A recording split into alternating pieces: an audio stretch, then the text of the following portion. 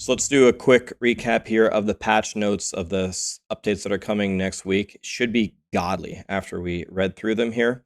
They're very happy with the state of the game, and they're going to buff a lot of stuff, and they're going to nerf the pit so people can get further in the pit, which is probably good because I think like the highest clear is like 150 right now, and there's 50 tiers to go, and a lot of people are having trouble getting to pit 60. They're buffing the healing potions. This is probably a win. I usually actually don't use these very much, but in the end game, usually solve your healing some other way, but this will be good for people.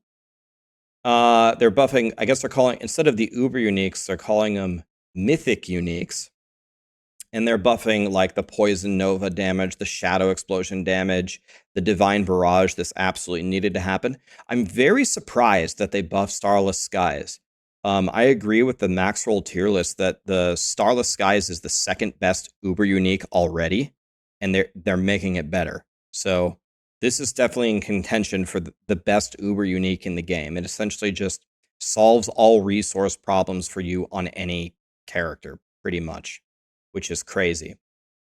They're making it easier for you to activate your rare nodes and further Paragon boards by lowering the non-main stats, which is good because there was like no good way to activate these. And now here come the buffs. So all the classes got hi Callie. Oh, nice to see you. Okay, I have a Kali in my lap now. That's okay. Nothing wrong with that. So all the classes here are going to get massive buffs to a lot of builds that are underperforming. For example, Whirlwind Dust Devils is kind of being overshadowed by Double Swing Dust Devils. So they're buffing Whirlwind, buffing Violent Whirlwind. And then if you go down here, they're buffing the aspect that's going to for the Whirlwind Dust Devils. So Whirlwind is going to be godly, and this is going to be like a recurring thing that you're going to see on a lot of classes. The Ancients don't do anything, so they're buffing that. Frenzy is getting buffed. Flay is getting buffed. They're buffing some of the passives.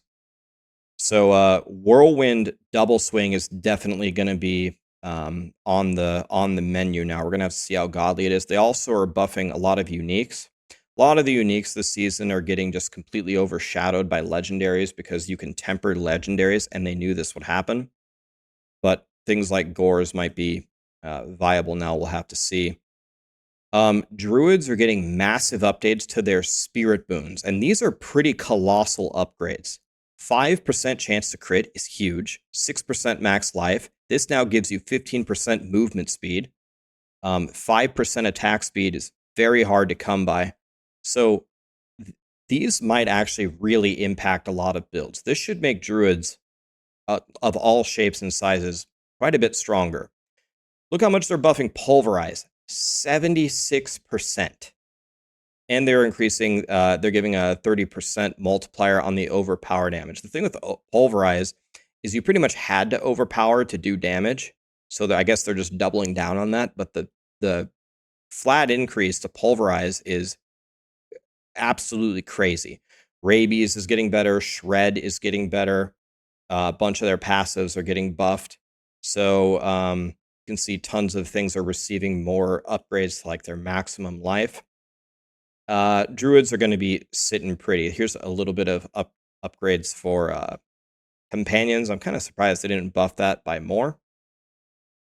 Necromancers didn't get much. They mostly got like sacrifice upgrades because most people take all the pets now or take all the minions.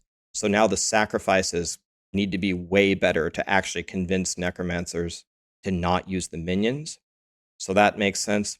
They have some other upgrades. Shielding Storm is already one of their best things to stay alive. And let's see, each time it damages an enemy, you get base life. They're switching it to max life. So this is already god tier, and they're buffing it again, which is crazy. Similar story. Rogues are getting quite a bit of buffs. They're getting buffs to Twisting Blades, Flurry, a lot of grenade stuff.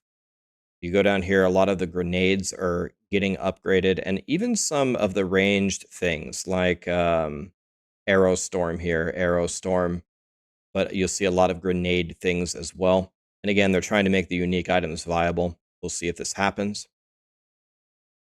Buffs to sorcerers as well. Kind of the same story, getting a lot of buffs to some of their different passives. Some of the passives here have had massive problems because they've had a lot of bugs. They just haven't worked correctly. But this glass cannon buff is godly, especially for hardcore, reducing the extra damage that you take. So it pretty much makes this a requirement, and this is good for all the people that are using the basic skill builds like Firebolt. And they're updating a ton of their key passives at the very bottom, which I think is fair. Some of them are really behind some of the other classes. And so, I mean, again, upgrading a lot of the uniques. Not sure if this is going to make them viable at this stage in the game, but it's a nice start. Then the end game, they said they're going to lower a bunch of the health and damage in the pit so people can participate with it. The tormented bosses had their health reduced by 30%. They decided those were too hard. Going to be easier to get your, what do they call them, mythic uniques now. And one thing that might piss some people off is the Holy Bolt elixir in the super endgame of the pit was super broken, especially when you're doing it off of something like Necro minions, because it was doing a percentage of the monster's health, and they're changing it to a percentage of weapon damage. This is pretty much going to be noticeable in the super endgame of the pit. It's going to still be godly everywhere else. But this combined, as they said, this combined with the health nerf shouldn't impact things too much, hopefully.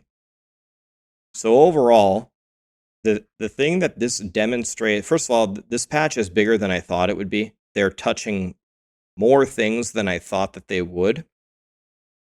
And probably one of the most important things for me about this particular patch is this indicates that Blizzard is, for the most part, keenly aware of what people are playing and what people aren't playing and what a lot of the problems are. It's nice to see, for example, buffs to the sacrifices, because nobody's sacrificing anything because everyone's using the minions. You have to make it somewhat viable there. Druid early game leveling is terrible. It's the worst in the game. So how are you going to fix it? Well, they fixed the spirit boons, which you get very early, and they give you things like 15% movement speed, and they give you pretty significant buffs now. So that will help the early game druid. Pulverize was solely based on whether you overpowered, so increasing the base damage by 76% actually makes it viable before you have all the right stuff. So to me, this patch is very, very well placed for the game right now, and it's giving me more faith in the Diablo 4 team, not less.